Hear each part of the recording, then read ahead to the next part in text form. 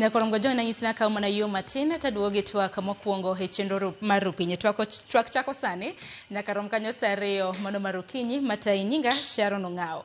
Yiero ma Adundo nyakorom gajuang ne otim e piny Kenya chieng' tarik 27 mano dwe mar 11 juma mokalo mano chieng' tich ang'wen manyiso ni chakre ne tim yiero ma Adundo nyaka sani juma osekadho achiel. Nyaka sani waseneno ripode mopogore ma bende riwruoge mopogore osebedo ka golo kaka yiero ne ota kod duol mochung' ne yiero IEBC. Nono ka juma ni iloga nochiwo report margi kaka yiero ne otimo odiochieng' manyoro bende waneno riwruoge mopogore mago masundo mago makedo ne ratich oganda mano moriwo riwruok mar KHRC nwaneno IMLU, Transparency International, Siasa Place, Inuka Kenya na Sisi ekin mamoko bende odiochieng' manyoro nochiwo nonro margi report kaluwore koda yiero mano ma Adundo to gin duto te giwacho ni yiero ma Adundo nokotim kaluwore koda demokrasia makare e pacho kae. Omiyo kiny ma kawuono mane twak ma bende wadwaro twak godo nyakorom gajuang antiere gi welo ma bende osechopo. Achak kanyo gi Kevin Osido ma bende okendo wende wangi Osido machiegni dwa lalnwa matin ma samoro nawe kata ni chung kumoro. To nokwaneno nyingi debe. Erokamano ne ane sabbatical mar yuago baba. Koro nakawo thuolo matin to erokamano kuom rwaka kendo e chenro ma kawuono. Erokamano ahinya kendo machiegni. Nyakorom gajuang bende antiere gi Michael ka bende okendo wende wangi ahinya magi osiepe mago mag rupiny koda mano mar mbako romo. Michael harokin machiegni gin maro ni chiemo makare. Erokamano ahinya Sharon. Mosejikwara mo gajuang ma yawre uru.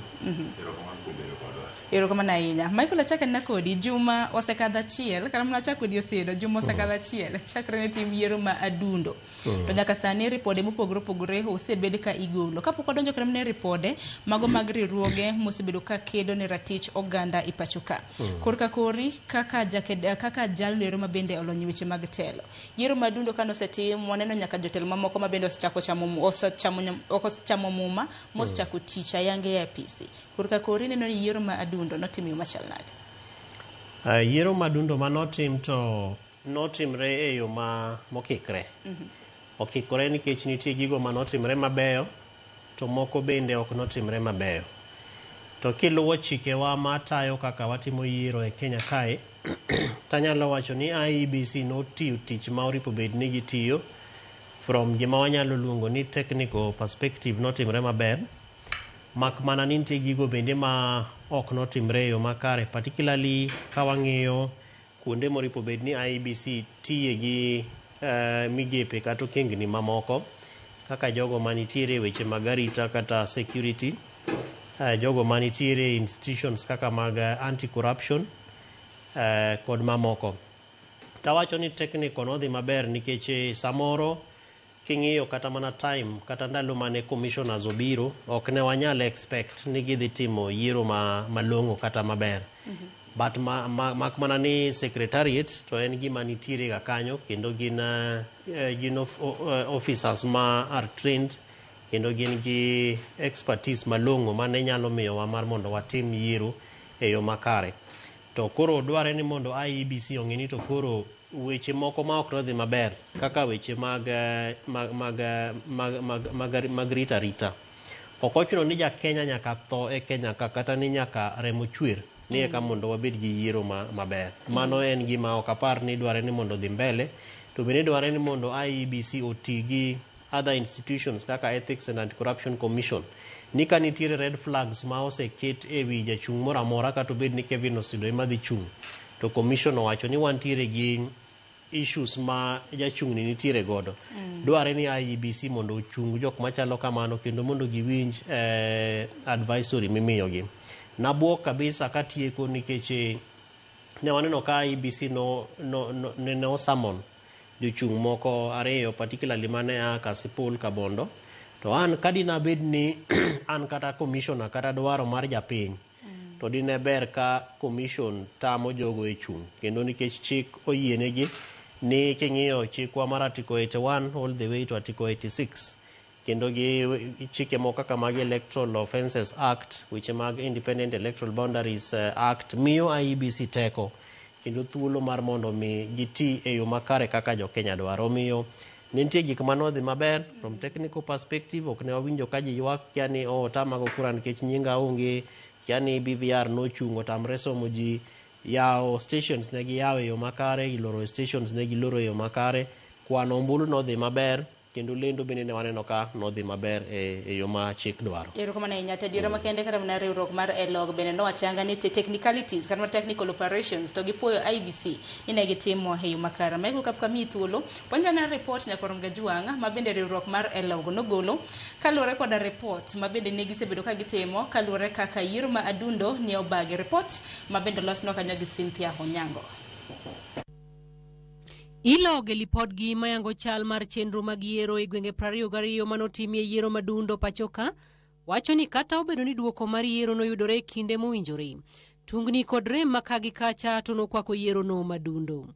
Lipod ELOG lero ni ne nitiere lweny, bwogo jopiny kod gajruok mar duond buche loko dwaro mar yiero manotim pachoka kendo chiwo ranyisi mar kar chung' od bura ma Kasipul kod Malava. Gilero bende ni mibadhi kokalo e nyiewo jogo ombulu, donjruok mar josiasa e chenro mag yiero ka gitiyo arietha kod mwandu jopiny, kaachiel kod weche mag miriaso e wi yiero mag yango ne fware mbui e kinde yiero nokelo lokruoge mamiyo yiero manotim obedo kod kidai. Reports indicated clashes between rival supporters in Kasipul, in Malava, in Mbeere North, in Nairobi, and in Machakos. All this during the campaign period, which was fueled by allegations of monetary inducements from different political camps. There was a concerning presence and active involvement of high-ranking government officials. ELOG wacho ni ne nitiere donjruok kod chenro mag goyo mbulu moting'o kawo tipo mag oboke mag goyo mbulu kata obedo ni tiyo kod simbo ng'we yamo e kar goyo mbulu en ataro mar chik. Gichiwo luoro margi e medruok mar joma ne konyo ji goyo mbulu kod bedo mar joma chik ok opuodho moting'o nyaka josiasa kod joma wachore ni gino bila e kuonde luto mbulu, ahinya to e kuonde chung' od buche ma Kasipul, Malava kod Mbeere. Voters were seen photographing marked ballot papers, undermining the secrecy of the vote. Unauthorized persons were allowed to access the polling stations without the required accreditation badges. For example, in Malava, examples are Malava, Kasipul, and Mbeere North, where this was noted. ELOG dwaro ni obila onon timbe njore duto mano oneno e kuonde goyo mbulu kochakore e kinde campaign, kinde goyo mbulu nyaka sa chiwo duoko kendo jogo ma oyudi kod ketho mar lweny kod bwogo jopiny kaunegi ondamo mager mar chik. Investigate reported incidences of intimidation and violence and ensure accountability. Action to prosecute those found guilty should be expeditiously undertaken to mitigate against future repeat offenses.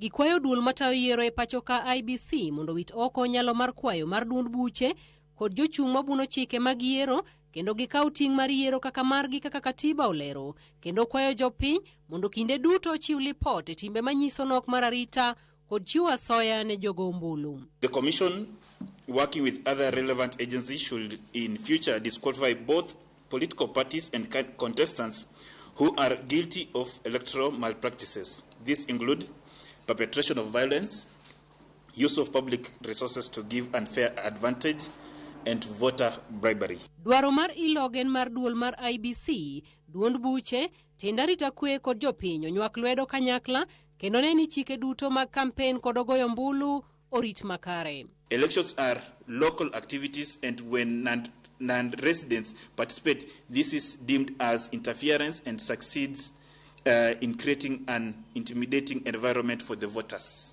Citizens have a responsibility to ensure that the local elections are conducted in a peaceful environment. They need to inform the requisite authorities if there are threats to the same. Cynthia Onyango, Ramogi TV, Nairobi.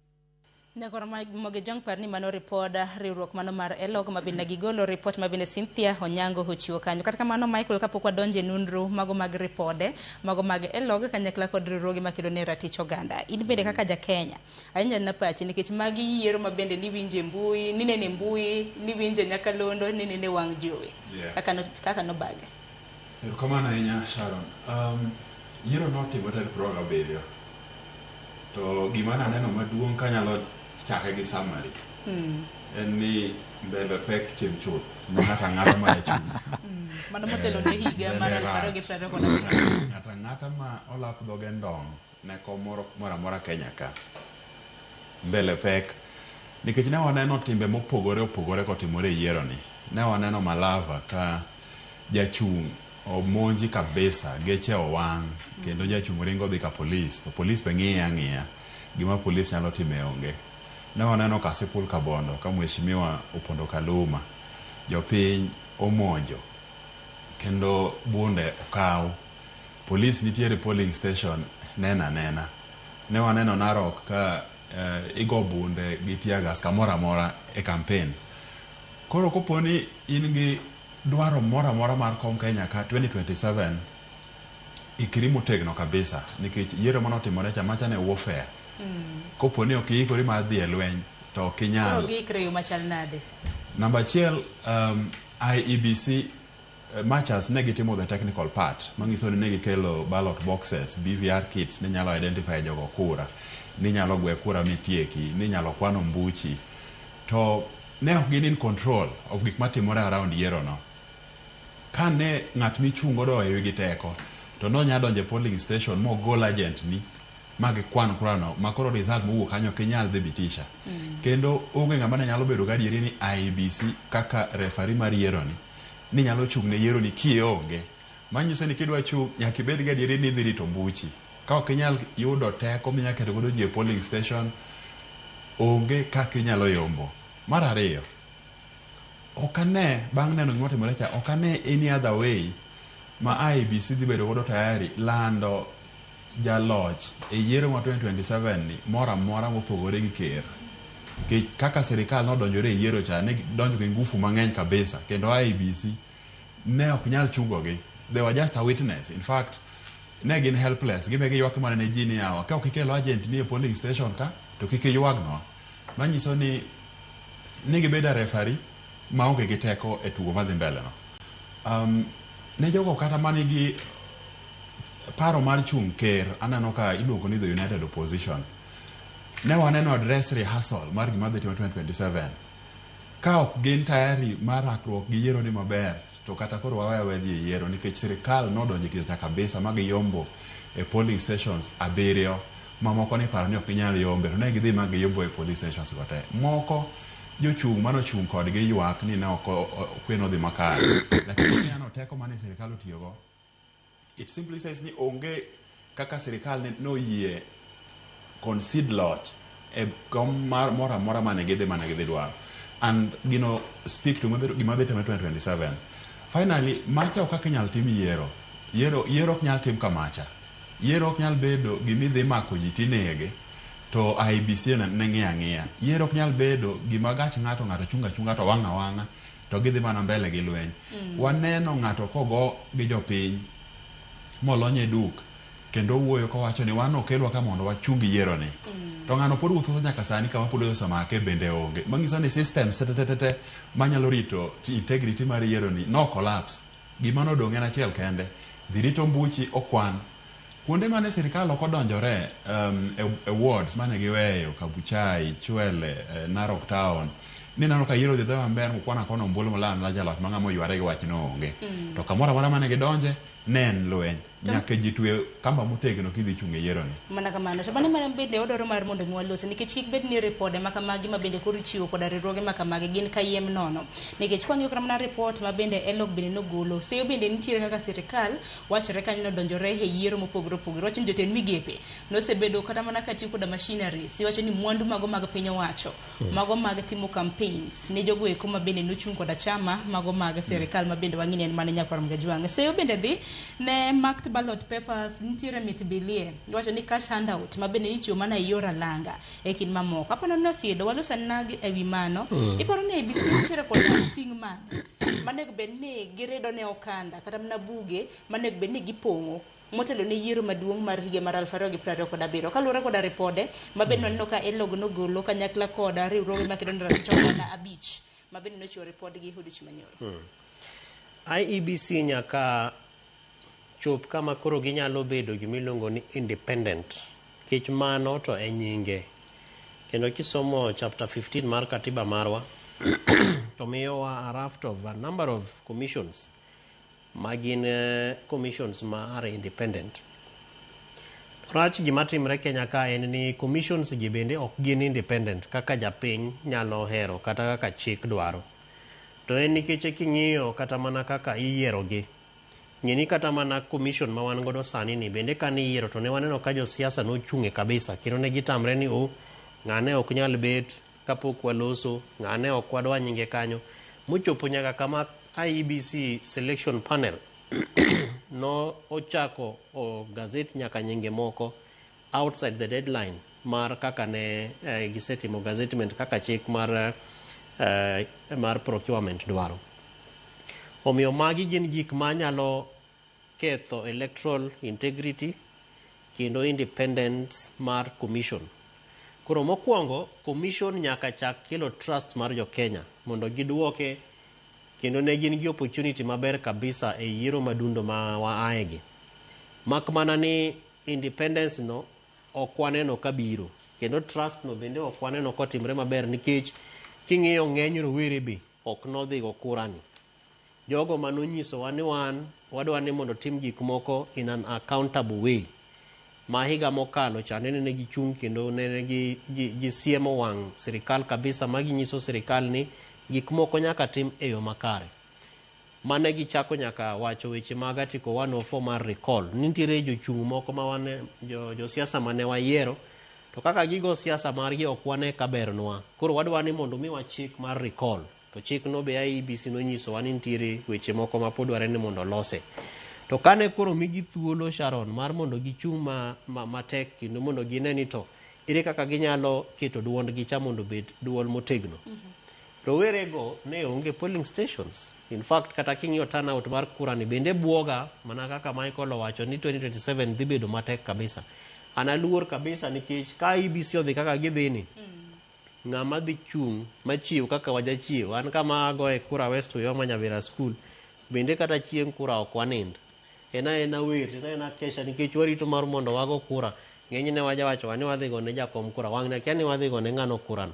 Omiyo IEBC needs to tighten mechanisms ma nyalo buogo japiny nikech kok gitimo kamano to turnout ma 2027 ni kaluwore gi yiero ma waneno mar adundo ni dhi buogo japiny nikech chal ka gima nitiere interferences moko maka in jasiasa to koro ka in gi tekono tinyalo nyaka buogo IEBC.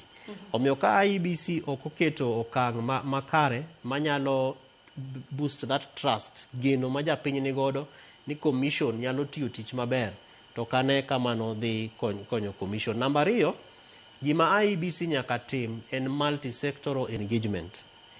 To ineno ka technical aspects mag yiero ni odhi maber kabisa nikech IEBC chakre ne gibed sworn in magi chamo mumas commissioners gisebedo ka gitimo romo mang'eny kabisa ma gidhongere iluongo ni induction sessions, capacity building kendo pile waneno mara gin Machakos mara gin Naivasha gi engage internally.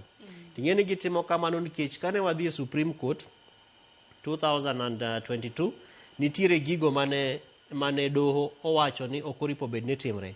Kwa mfano ni chairman kiani okwinjre gi commissioners moko. Koro mago e gik ma the IEBC temo ni mondo gi just gaps machalo kamano.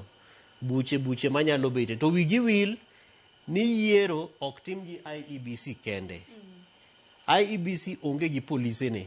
Omiyo IEBC nyaka rely on the National Police Service. IG gilange te Cabinet Secretary Dr. Raymond Omolo jogi te nyaka IEBC rwakgi e mipango magitimo. Emomiyo Michael wacho kaka ne waneno ni jayiero dhi report a case to the police to police ng'eya nikech police ang'o timang'o en samoro feel ni mano en tij ang'ono IEBC. Omiyo IEBC needs to begin engaging gi jo arita mar kwe, the security infrastructure mondo ging'e how to handle those kind of cases. To ang'eyo nikech I've been part of these processes ni sama itimo yiero to nitiere nyaka polise mabedo trained kaka inyalo protect area mitime yiero, ballot papers samoro ka nitiere kata mana koko mowuok matim nyaka gimiluongo ni mock security analysis mang'eny ne timo kamiluongo ni HPSS Embakasi Kai. To koro mago ka gin gik ma IEBC pok otimo to nyaka gibed piny ma gipire to ere kaka wanyalo engage with the Ministry of Interior mondo gibe ging'e ni electoral integrity they play a very critical role. Maka gi onge to kata tich ma watiyo maber as a commission ok dhi tiyo madongo. Namba 3, Sharon, japiny bende nyaka kony.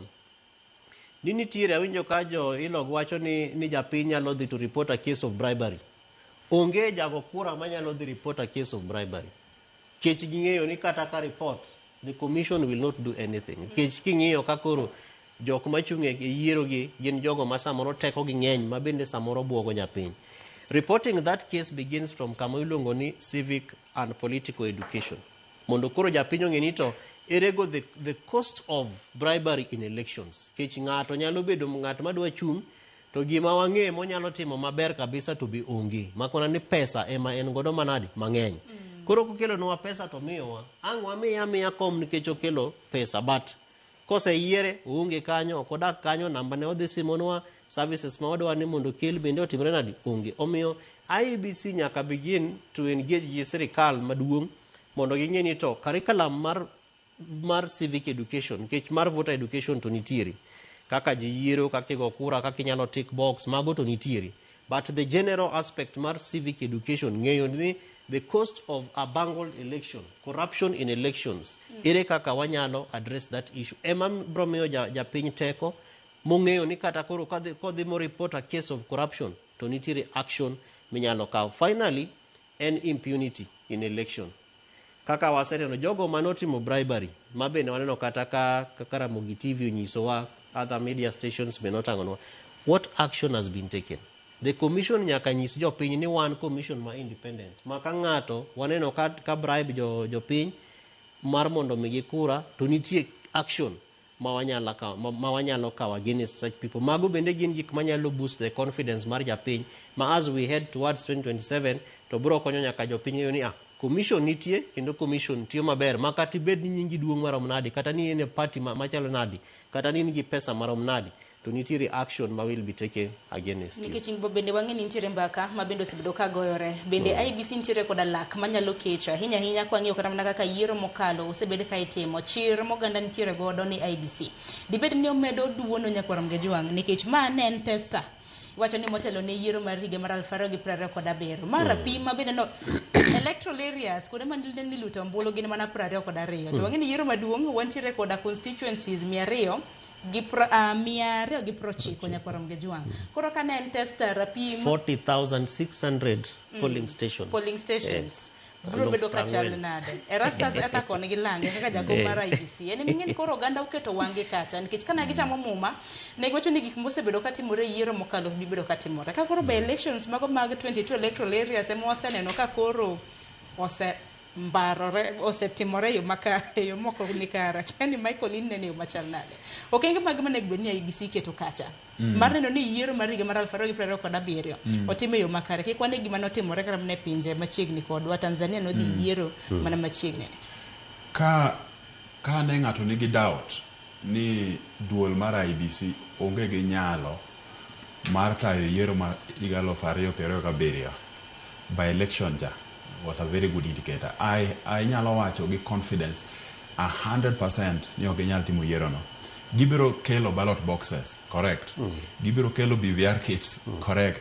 Gibiro ndiko jokwan ombulu mabede polling station. Lakini tayo yiero gi chung ne yiero ok ginyal. Number 1, ne waneno ministers ma government ka campaign e ground. Ka chieng' rieny ok ne gipondo ni gitime gotieno, ne gitime godiochieng'. Jalup ker ne nie ground godiochieng', kendo nolaro ni ok abi wuok ka nyaka tim yiero ni ma wadog gi jaloch. In fact, jalup ker ne manolando yiero result mar yiero mambere kapok IEBC olande. Namba 2, ne waneno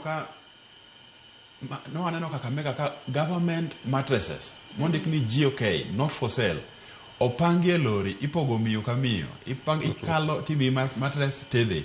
Ne waneno konget mag sirikal oter igogodo campaign. Gigi ne ok opondo, gigi ne otim ka chieng' rieny. Manyiso ni bende ni yango e kinde ma bende itimo pod kisera mar ombulu. Yes. Ne gineno gigi ethekon gilange ne nigi enough evidence mar luonga jochung' to kono gini bedo disqualified. Ne waneni ki campaign gi resource mar sirikal, tero donjo ne waziri, jotend sirikal, jotend migepe mane campaign mondo giwuog e yiero no. degi bede gi lak moro kata matin ma ginyalo kata mana ng'at achiel to degi chungo yiero ni. Ne waneno Narok ka MCA ogo e polling station mogol MCA candidate ogo ombulu to gola gi ng'wech makara kanyo no konyal bede. IBC ne nitie ne neno gino kendo cameras ne roll. The bottom line en ni wan gi duol ma ok nyal tayo yiero 2027 on their own. Gidhi chiko itgi kendo gidhi neno ni sirikal dwani watim ang'o to gino ema gidhi timo. Kadok chien matin 2024 kane wan gi ng'anyo mar Gen Z, gima nomiyo ng'anyo no timore en ni ne wan gi wabunge mane ni out of touch gi raia. Ne wan gi jo od bura modhi e od bura, jopiny gokoko oko, bunde ywak oko, to gin e od bura ka kendo ne gikalo chikno. Mano jopiny ne ok dwar. Manyiso ni at that time od bura ma en kar bet mar jopiny ne ok nyal represent jopiny. Manyiso ni yiero en gima sovereign ma kuluong yiero after 5 years.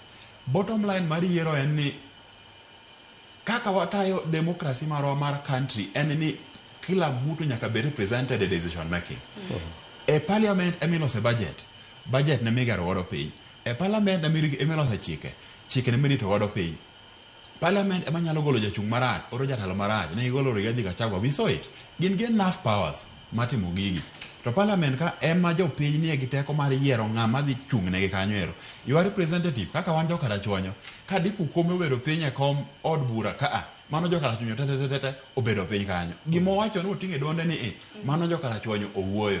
Koro IBC nigi jukumu mar making sure ni gimiyo jopiny jogo ma gidwaro mondo obede od bura, mondo mak tend migepe duto tete miyiere ji. Ka ok ginyal timo mano, to nyiso ni wadhi bedo gi a usurped election, democracy ok bi timore, wadhi bedo gi joma are not oor gi jopiny mondo chung' negi. If that kamano dhi timore, to nyiso ni wadhi bedo gi situation bang election ma jopiny onge gi confidence. Gi jogo me od bura onge gi confidence. Gi jogo ma ng'at mane State House, jogo mane assemblies ma counties, mano research mar chaos. Jopiny nyalo wacho ni sovereignty marwa ka jok mane od bura ok jogewa to wanyalo kawe. No aneno 2024 ka gino came very close to ketho piny. Kendo piny ne ng'ata mane ne kanya ka ka piny rach kabisa sama ne gino timore. IBC nyaka ng'e ni mano is their responsibility. Kendo ka ok ginyal time to gidhi timo ne jo Kenya kosa maduong' kabisa. Ne waneno ka sirikal oheo IEBC. In fact, yiero chane margi. Ka ne wacho ni ng'ato biro gi ballot papers mosebedo staffed onyumo, no ok inyal tamori nikech gigi tete ne timore ka chieng' rieny kendo ka wanenogi. Koro kida chung' tiyonge gi teko mar chungo sirikal to gitamo IEBC ka ombuchi nikech ne do oseng'ado ni yiero is final a polling station. Kura mokwane polling station cha mache kura. Ka ng'ato odonjo e kanyo ero medo kuche mokwan godo to mane result oenga manyalo fugino. So ka ok inyal keto ng'ati e polling station ma rito mbuchi no ma kwan ma sign against it ni this is the true result to kati we chung' nikech sirikal nyalo keto ng'atgi kanyo, ginyalo riembo joge ni oko ma gilando mbuchgi e polling station and that is the final result. In fact kata Supreme Court ok nyal timo anything kama olande polling station cha emoti godo e lando ng'amoyo mbwas member of parliament ng'amoyo waloso dhao to waneno we are waiting for the fight. Wasoko dhao kendwa IBC konyo soko dhao ni kendwa to wang'eyo what happened in 2007 onyalo nuore. Ting'eni kinde pod nitiere ma IBC pod nyalo loko. En mana ni koro chir ma bendo ganda nitiere godo nikech ane mana gwenge mamoko kaka Ugunja Nyakorom Gajwang'. Wang'ni turnout bende na tin kwan jogo ma bende nowuok oko mar dhi lito ombulu.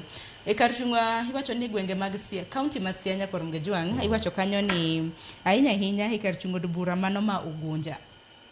Gintiere koda kwan mag joduto ombulu mondikore 60,000 kata kamano e kinde ma bende koro ni yiero jochung' mopogore mana ji 15,000 kende manowuok mano kona tamalo 24.9 kende ema bende nolito ombulu. Mama bende biro bedo katimore e gwenge mopogore ahinya motelo ni yiero mar higa mar 2027. Ng'ato bo wacho ni amond nang'o adhi ariad line achung'e chingo goya to samoro gino ok bibedo katime yo makare. Samoro bende akene nango moko sebedo katimore ang'eno sidi wuok e county ma Siaya wala sane ka chung od bura mano ma Ugunja mana ji 15,000 kende sebe nantiere ni samoro no time chieng' tich ang'wen Thursday no samoro ganda nantiere tije ekin mamoko no ko chi holiday. Mano en factor manyalo contribute nikech wang'eyo ni pile sama watimo yiero maduong' kata general election to nitiere holiday ma ichiwoga. Mamano en gima IEBC bende emomiyo wacho ni nyaka oti gi other stakeholders. Kich IEBC onge gi teko mar declaring national holiday mar mondo ji mondo odhi ogo kura. However, IEBC nigi opportunity nikech emomiyo iluonge ni independent election. Nitie gigo monyalo timo ma kata mana chik nyalo bedo chik kaluwore gi tich ma katiba omiyogi. Makata mana kwayo jogo mago kura kaka koro Ugunja mar mondo joma nitiere tich mondo kwa rusa. IEBC nyalo chiwo accreditation. Mana kaka jogo madhi e polling station kata sirikal mamalo ok nyal chiwo badge michiwo. Ng'eni kata mana jogo manitiere polling stations IEBC ema yienegi. Omiyo nitiere ka IEBC nyalo winjo wan kaka jo civil society. County Governance Watch 2022 nene wa observe elections mane wachiwo report ne IEBC kata mana maendi ewa se chiwo negi some of the preliminary findings mane waneno. Gima nyaka kuong tim en nito jok mar mondo watigi turnout, weche mag turnout ka ok wanyal chiwo yiero to ere kaka wanyalo verify ni ng'ato en jago kura kaka Ugunja kama turnout koro ok nowuoke malong'o ma wang'eni to ere kaka wanyalo support gi mondo gidhi gigo kura nikech go kura no kaka Michael owacho is the sovereignty of the people to katiba ni wacho ni article 11 all sovereign power teko te mitiyo godo e piny miluongo ni Kenya ka nitiere ang'ono e lwet japiny. Koro ok nyal bet ni wago ne ng'ato kura ma samoro turnout kata namba mar jogo manendo wuok e yiero no ok nyal romo kata mana loso chik. Yet ng'atno en ng'atno madhi represent ji e weche ma very very important kaka mar loso budget, loso chik. Ng'eni kata mana ka president wabedo impeached kaka ne waneno kari gi ji bedo impeached cha mana jogo ema go kura. Omiyo IEBC nyaka konyre gi other institutions. Onyalo loso gi jo interior ma declare kata mana national holiday for 26th and 27th kata mana up to the weekend. Mondo jogo ma travel a day before gidhi gichop dala giikre gidhi go kura ai kendo gi travel back. Mago gin gik ma commission can be able to ng'eni kura bende kigoyo to wantiere nyaka gi diasporians jogo modak e pinje ma oko gibende gin gi diaspora electoral polling stations. Mago ok ne winjo ka IEBC miyo pek ka samoro giwacho ni nikech jo diaspora go mana ne kura ne president kende. But dware ni mondo wang'ini to gimiluongo ni universal suffrage cha en gima ok nyal tugo go ni kori pogo ji ni dhi mana go kura ne ng'ono ne president kene to jok moko bro gocho ne MCA and others. Omiyo magi gin lessons ma we are learning to gima naseluor godo en ni turnout kata bedo ni ma Ugunja etc nodhi kama. Ng'eni ji bende political parties must be able to support the process. Nikech point mar ariyo en ni political parties nyaka bende ti maber gi jopiny. Kech samitimo by election kata kudwa miyo ng'ato direct ticket dware ni mondo ng'ini to mechanism mane ma wadhi tiyo godo e chiwo ang'ono direct ticket nikech jochungi bende gin mobilizers. Nitiere ng'atno madhi go kura mana nikech Kevin osedo chung. To by the time makuru se disenfranchise makuru bo wacho ni akura ndonge ne gisemi Michael direct ticket. Koro kata joma adwa sacrifice mar mondo dhi ogochi bende okwane ka gidhi bedo gi chir kendo gi jingo mar mondo gichop e yiero machalo kamano. Number 3 Sharon en jogo milongo ni minority groups. Kata Ugunja kanyo ne waneno ka ni nitiere 100 Lilian Akinyi manochung. Kata Kasipul kata mana Coast bende ne wan gi another lady Kilifi. Tineno ka kata support mimiyo joyudhe rongonde mopogre gi mine machunge kura gi. Ng'eni mago are also already mobilized voters. Kendo kaka mine mobilize gi organizing oingo kata mana kaka wan the men are doing it. Omiyo ka wanyalo chiwo some sense of support to the few minority groups mabende chung, to I am convinced ni gibende ginyalo konyo in terms of boosting the turnout kata mana the mobilization of voters. Mak mana ni pinywa ma Kenya ka to wasaneno ka interest mar jogo mamine kata machunge kura kata mantiere high level positions bende support mimiyo gi capacity minyalo migi malongo bende onge.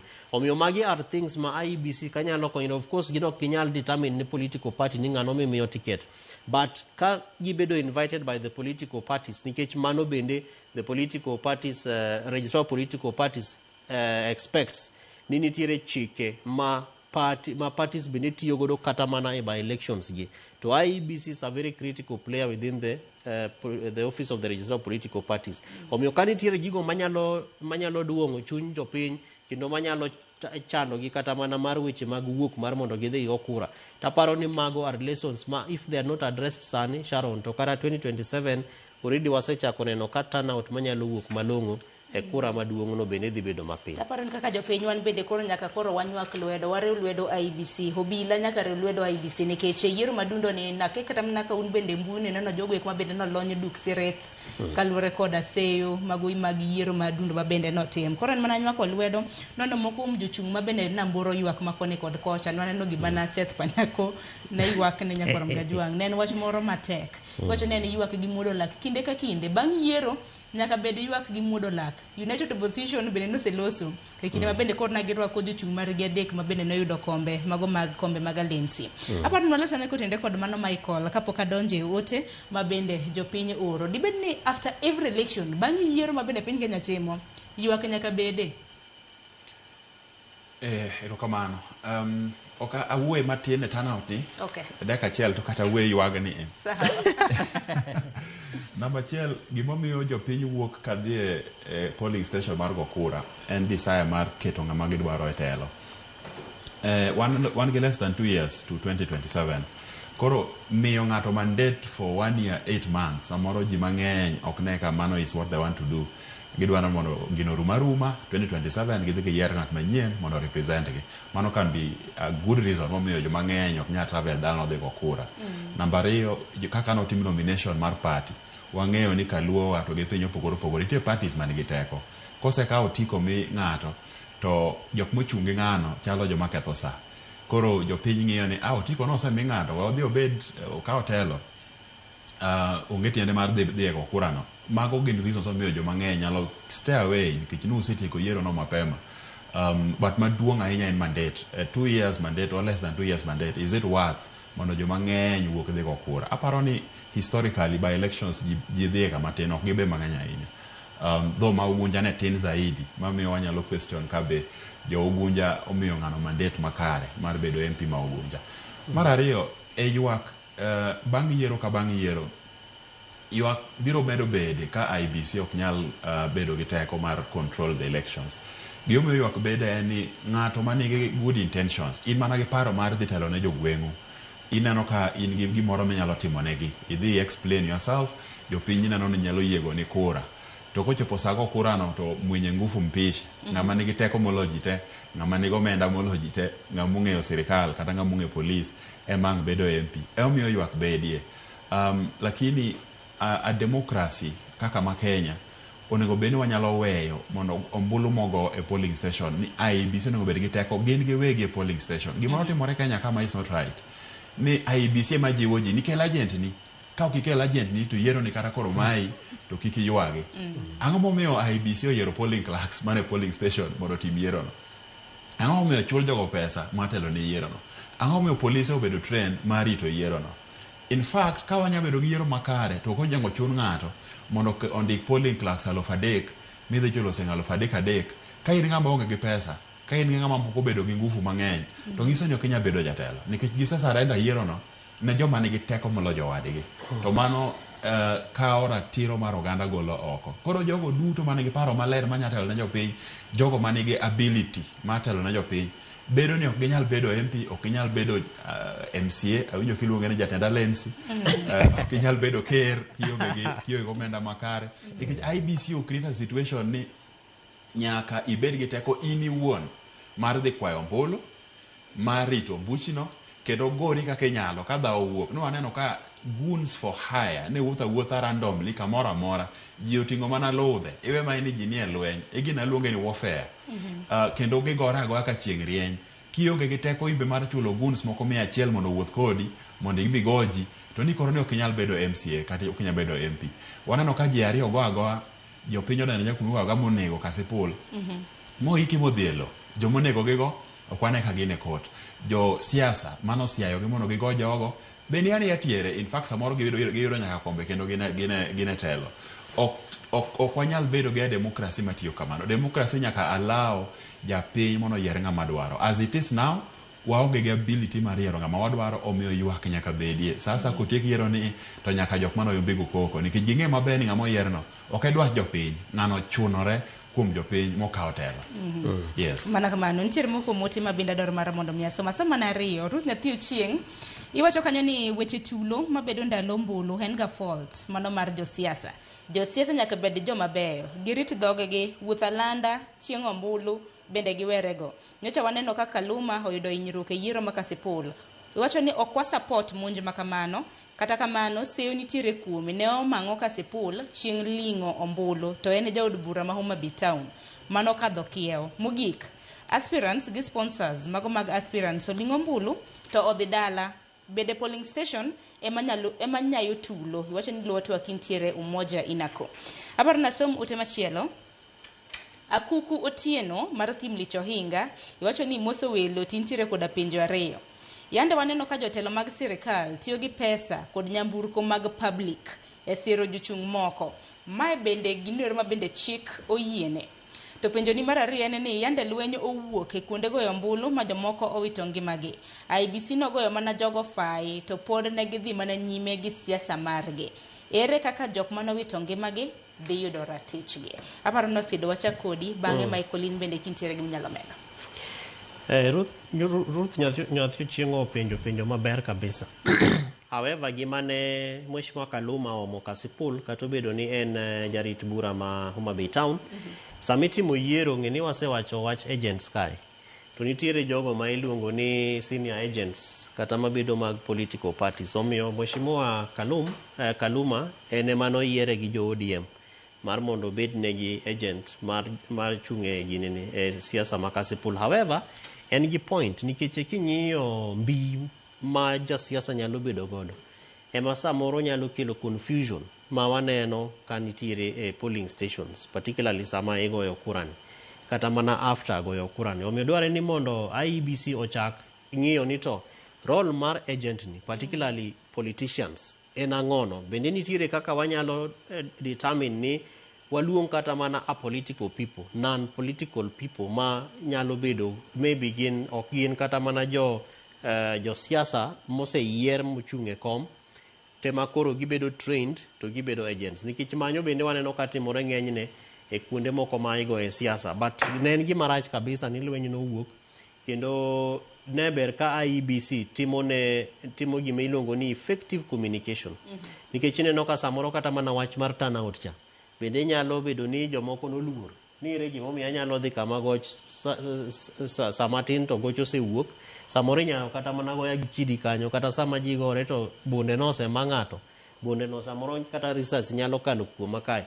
Omiyo dware ni IEBC sama gik ma kama gitimre to bende kik giling' ahinya, giwuog oko kendo kar neno piche mabeyo ma waneno mag videos ma ji gorego. We also need to see on the buy side jo IEBC ka communicate effectively. Niki kuluor we are in charge, waseloso gi jorit kwe, jorit security kendo gigi timre to jogo motimo gi dhi mak gi kendo they will be taken in court. To ko wach mar court no bende dware ni mondo wane adiri ka itimo inadi itero gi e court. Namba 2 Akuko wacho ni to sirikal matiyo gi pesa jotich mag sirikal chik ok oyienegi. Kendo kisomo article 81 mar katiba ni 81 kaendi wacho ni article 81 subsection B ma en kamilongo ni 3 wacho ni free from violence, mano koro en the kind of electoral system and process ma Kenya oripo nitiere godo kako ndike katiba ni. En yiero ma en free from violence, intimidation, improper influence or corruption. Improper influence no ema Akuku ma en jawinjo wacho ni tich mar jotich mar sirikal mabiro tiyo e siasa. To en gima IEBC must speak about. Kendo deber ka nitiere kata mana ng'at achiel kata ji ariyo mabedo disqualified mondo wane ka adieri tudruok mar jo siasa gi weche mag yiero kata mag kuragi chung. Nikech ka ok watimo kama ma IEBC keto tekogi to wadhi neno ka kuom adieri 2027 imagine ni koro wan gi nyaka yiero mar president. Wan gi yiero nyaka mar members of parliament, senators, governors, MCAs to pare pesa ma wan godo How about kakoro en general election? Makoro chopa helicopter dum ka to lwar kacha to GK opung ka to police to NYS to kia jolweny kiango nangono mago chik mar yiero ma Kenya ka okoyie, but IEBC oleng kendo chal ka gima gin giweji giluor eber ka gimiyo jok moko fine. An kaka Kevin Osido ka yie gi fine manochiw 1 million to a campaigning politician en pesa miluongo ni a drop in the ocean. Beo wacha ni ketho nagasa en pesa di midwaro. Kata kigo e 10 million en ana pesa mokwano ni. To koro kwe olanna to jinose gato. Majile donge kanye kama nere mochwere nyaka on the day of the election. Eber ka IEBC bedo independent kanitiere malpractices offenses mag election to give fine ji kendo ka ginyalo disqualify ji tadwa kwayo IEBC please show your independence by disqualifying people mondo wane ni adieri nitiere teko maungo manyalo nyaka buogo ji as we head towards the 2027 general election. Michael inbende gi paro ni kwatiho godo chenro nikech bende ni karamna ote mabende joneno magwa uru wacho ni to koro joma no oseng'ielo karamna jok mano wito ngimagi kanyakla kod mago mano yudo hinyruok mopogore opogore jotelo mabende koro nochulo fai to koro moko gito ratech gi gibiro bedo ka giyudo kure. Minyalo medo Michael gi wachni mogik kwatiho. Fai mar 1 million ne jochung' mano kelo tulo e siasa mana gigoyo is a joke. En chalo ayanyi ne jogo mano negigo, ne jogo mano beti maponi hospital, gigik mana gitimogo. In fact, onego penja IEBC ni 1 million ona en marango. Ango mano uchajo. Kare nitiere value moro mu place e lweny, to gimoro mu place e ngima dhano. Ni ng'ani kotho tichulo pesa makamato kodi chule. IEBC nyaka bed called to order. In fact, onego tergi kate court. Nikech ango mane gitemo timo chajo jogo 1 million. Gimonego tim en ni no gikel the police o investigate gima notimore mondo police omigi report ni mae jachung' mano siayo tulo mano miyo ng'ani otho. To kisiayo tulo mano ina accomplice e nek onego beni maki idhi answer to those charges. Ok onego bed ka ni chopo kata machiegni gi ballot ni chieng' yiero pod iyieri ni jatelo. IEBC kosechaji 1 million to you walk around iparo ni gir rumo koro gima wachako wang'i mbele wachako wang'i manyien ka gidhi mbele gichak gidhi gigore go kendo. Mar ariyo Mheshimiwa Kaluma to gi jok mane wuotho e polling stations gi constituencies ma ok maggi. Chalo gi maun gi bure odu. Udwa yiero gimoro mudwa timo e dalau. To ng'at moro ko kweru ni en ong'e kaka gino onego timre nu. Ling'uru te ang'e gimo onego timre an jatelo an ema kono. Ok inyal dhi e od jomoko. Tiwacho ni ne ming'eyo gima ber negi moloyo gi giwegi. En interest mane? Kidwa ng'eyo jatelo marach, kidwa ng'eyo nudhi yiero ng'ama marach. And the number of people moa oko mobiro kono ni ng'ani ema koro nyako mitelo. Ang'o ma ging'eyo e telo modwaro moloyo u momiyo gin manyaka gibi gi kono ni ng'ani ema nyako yier. Nikech une mung'eyo ng'amu dwa yiero odak kodu nang'o nodongo gweng'u ka nang'o bonyalo konyo ng'ato be en gi chuny manyalo paro gima timore be ung'eyo kowach ni pi onge gweng'ni what that means. Kowach ni education rach ka what that does mean. Electricity onge gweng'ni mano mean ang'o.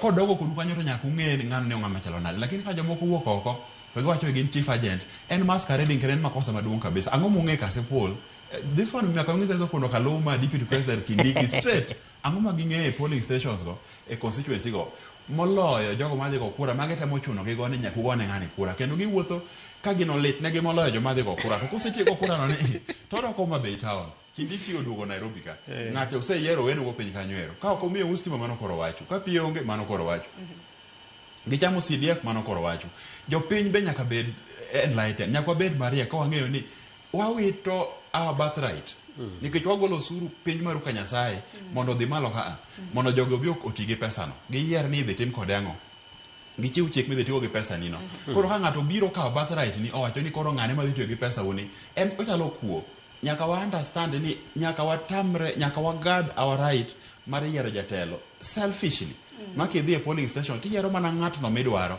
nikech ine ming'e chandruok ma in go ko ok onyal timo gimidwaro wego ne kura ni ng'ato wacho ni governor oringo biro ka gi jo office ni president ni ka at the end of the day ka higa bicho rumo ok inyal reverse ka ne higa 30 samoko kura the next election higa 35 ok inyal reverse gino backwards ka gi waste your 5 years and 5 years is wasted koro nyaka wa guard that right kendo nyaka make sure ni kwa dhi e yiero to wa yier mana ng'ano modo nyaka wa tam jogo mabire e polling stations wage constituencies wa e chiwo ng'at ma gidwaro mondo wa yier maro Erokamano ahinya. Hanno ka janeno marwa bende wacho ni siasa ma Kenya ka chal ka gima it's hereditary. Haya, ochieng' omino, in bende wacho ni Twak ber musna welo intiere dala mar game kama sogo, bende wacho ni iyudo makare. Ka dipo ni yiero manotimno, e kaka bro bedo ka chalo mbele ka, kata dhi bedo marach. An agoni mano erokamano. Ang'e ni mbaka motenore kod yiero ma adundo gi yiero motelo ne higa mar 2027 pod obro bedo kwago nikech sani koro yiero ma adundo ero oserumo, koro ero ng'wech ochomo kanye higa mar 2027. Erokamano nyaka Kevin Osido kanyakla kod Michael Ogula kumunde studio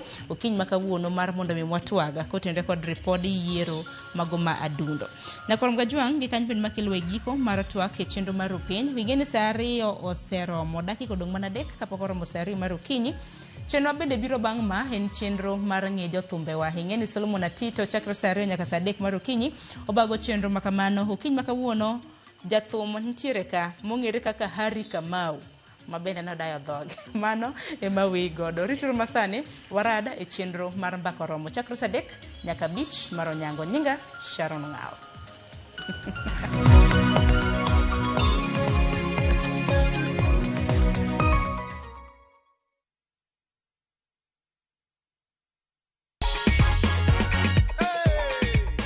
Ulisi aje vile uliambiwa tume. Nilisikia furaha.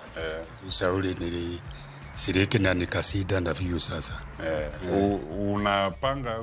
Ushapanga mikakati yako vile utatumia hii hela ama bado? Kutoka nipigiwe sijapanga, lakini nikiipata ndio nitapanga. That is your check, kata si ujipange ushinde na view sasa. Unaweza ambia nini watu wa Kiambu? Watu wa Kiambu wakishiriki na view sasa wanaweza pata